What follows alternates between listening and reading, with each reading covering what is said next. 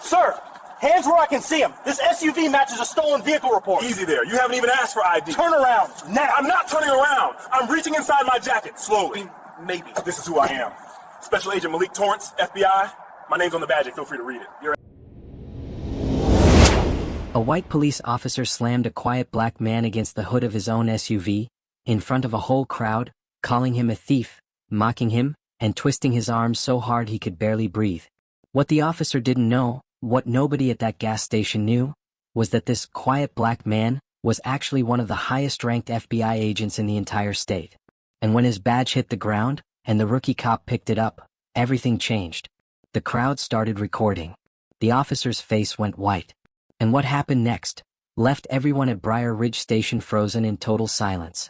Before we get into the full story, hit that subscribe button and drop a comment telling us where you're watching from. Your support helps us bring more powerful stories like this one. Now, let's go straight into the chaos. Put your hands on the hood. Now. The story opens right here. Screeching sirens. Red and blue lights bouncing off gas pumps. A white officer, Dean Weller, storms out of his cruiser like he's entering a battlefield. He points straight at a tall black man in a tailored gray suit, standing beside a dark Chevy Tahoe with a gas nozzle in his hand. That's a stolen SUV.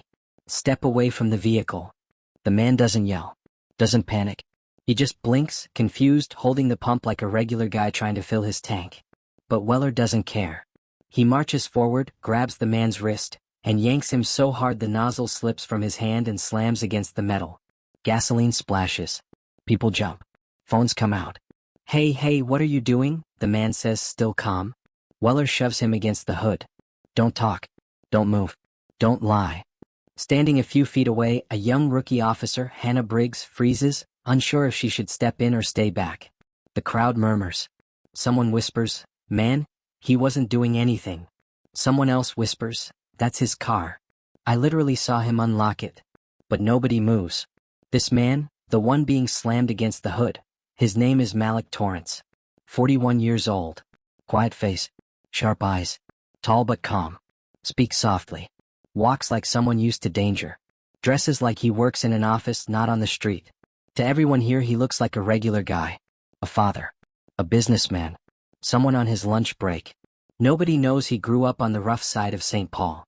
Nobody knows he spent years fighting to be respected in places where people didn't think men who looked like him belonged. Nobody knows how many late nights he worked, how many times he buried friends, how many times he stared racism in the face and refused to bow. Nobody knows Malik Torrance is a federal counterintelligence agent, one of the few trusted with missions people never hear about. But right now, he's silent. He's letting this play out. He's letting the officer talk. Because Malik believes in staying calm, staying controlled. Even in moments like this, Officer Weller presses harder on Malik's back. This SUV was reported stolen, Weller snaps. No way someone like you owns a car like this. The words sting. Not because they're loud, but because they're familiar. Malik slowly lifts his eyes toward the crowd. Some look away. Some record. Some pretend they're not seeing a man being humiliated because of his skin color. Weller grabs Malik's jacket and starts patting him down aggressively. You know, Weller says with a smirk, you could make this easier by telling the truth. Malik breathes slowly. I did tell the truth. Weller scoffs. You? Own a $70,000 Tahoe? Dressed like that? Yeah, right. Gas station customers whisper. Why doesn't he check the plate? He didn't ask for ID? This is messed up. But the officer doesn't slow down. He pulls Malik's arm upward hard. Malik winces, but stays calm. Then Weller leans in, voice sharp. I'm sick of people like you thinking you can. Dean, the rookie Briggs calls gently. Her voice shakes. Maybe we should. I said stay back. Weller snaps. The rookie freezes again. Malik keeps breathing. Slow. Controlled. Patient. Because he knows something Weller doesn't. It happens fast. As Weller shoves Malik again, something slides out of Malik's jacket pocket, hits the hood, and skitters across the pavement with a metallic clink clink clink. Everyone hears it. Briggs steps forward, eyes squinting. Something shiny lies on the concrete between them. She crouches and picks it up. Her face changes. Her mouth falls open. Her hand starts shaking. It's a badge. But not a police badge. An FBI counterintelligence credential. With Malik's photo. And a federal authorization number. and the gold and blue emblem that every officer in the country recognizes in a single heartbeat. Weller doesn't see her face yet. He's too busy gripping Malik's arm. But the crowd sees. Gasps ripple through them. Yo, he's feds. Oh nah, bro. Weller messed up bad. Look at the rookie's face. Briggs whispers, voice barely audible. Dean, you need to stop. Weller snaps. Not now, Briggs. I've got this under control. Then he turns and sees the badge in her hand. He freezes. Color drains from his face. Complete silence falls across Briar Ridge Station. Briggs speaks first, voice shaking. Dean, he's not a suspect. He's a federal agent. Weller stares at Malik. Then at the badge. Then at Malik again.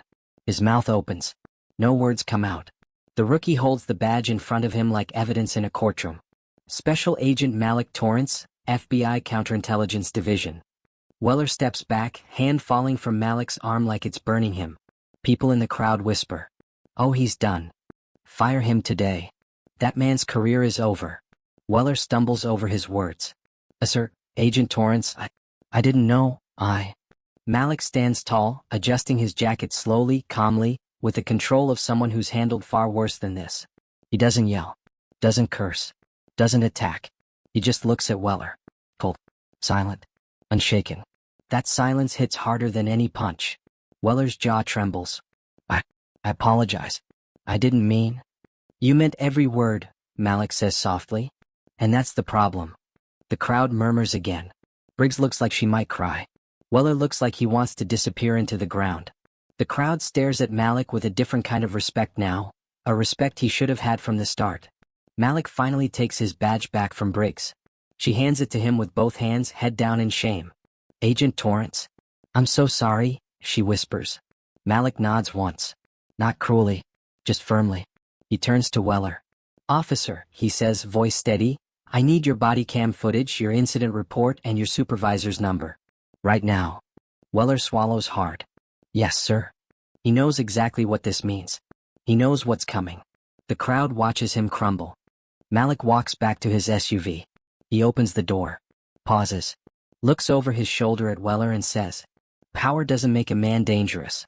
But prejudice does. He gets in. Closes the door. Drives off.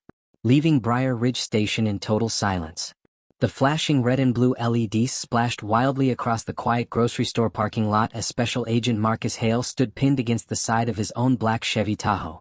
The cold metal against his cheek didn't bother him nearly as much as the two officers who still acted like they had already solved their imaginary crime. Officer Brent Calloway, mid-40s, jaw clenched, the type who barked orders before thinking, kept one hand on Marcus's shoulder and the other hovering near his holster. Officer Shane Rudd, younger, twitchier, eager to impress his partner, paced with one hand gripping a flashlight like a weapon. Marcus breathed slowly, controlled, training taking over. Stay calm. Don't escalate. You've handled worse. But a part of him simmered. A very human part. Look, we've told you 3 times, Calloway growled. This SUV was reported stolen last month. And you, his eyes traveled Marcus's tailored charcoal suit, his polished boots, and finally his face. Don't exactly fit the profile of the registered owner. Shane snorted. Yeah, unless the FBI started issuing luxury trucks to civilians. Marcus lifted his head slightly, eyes narrowing. I already said, I have identification in the back seat. Left side. Black leather folio. We'll check it when we feel safe, Calloway snapped. Till then you're staying right here. Marcus clenched his jaw. He'd seen and documented scenes like this. Written reports. Filed grievances. Watched body cam footage that looked exactly like what was happening to him. But none of that prepared you for the humiliation of living it. Across the parking lot, a crowd had formed, phones raised. Whispering, tense, uncertain. A woman murmured, he doesn't look like a car thief. A teenager whispered, they're going too far. Marcus's breathing slowed, icy calm settling over him. He spoke again, voice steady but firm. Officer Calloway. Officer Rudd. You are detaining a federal agent without cause. My badge is exactly where I told you. You can verify. Calloway shoved him lightly against the car again. Don't tell me how to do my job. Shane added, funny how every suspect thinks he's someone important when he's about to be cuffed. Marcus's eyes snapped toward him. I don't need to think I'm important. I am. Calloway lifted Marcus's wallet from the back seat finally, flipping it open lazily, expecting nothing. Then he froze. A gold FBI credential plate glinted under the parking lot lights. The name Special Agent Marcus Hale stamped in bold letters. Shane leaned in to see. Wait, this is real? Calloway's lips parted, the blood draining from his face. His posture changed instantly, shoulders loosening, jaw unclenching, the power dynamic dissolving in real time. Marcus turned slowly as the officer stepped back, releasing him. Agent Hale, Calloway said stiffly, we, didn't realize. You didn't ask, Marcus shot back, voice low but cutting. You assumed. Shane swallowed hard. We were just responding to a call. A call, Marcus said, stepping forward, that listed my vehicle incorrectly marked stolen. A call you never verified through dispatch before pressing me against a car. His tone sharpened. You need to fix your systems. And yourselves. The crowd watched, silent, recording every second. Calloway looked away, ashamed, defensive, afraid of the consequences all at once. Agent Hale, how do you want to proceed? He finally asked. Marcus stared at him long enough for Calloway to understand the weight of what he had done. Then Marcus answered. That depends, Officer Calloway, on whether you tell the truth on your body cam. The tension thickened. Shane's face went pale. And in that moment, before anyone moved, before any apology could be formed or any excuse crafted, backup sirens wailed in the distance. Heads turned. And Marcus Hale realized something else was coming. Something bigger. Something that would drag all three of them much deeper into the truth behind that stolen vehicle call.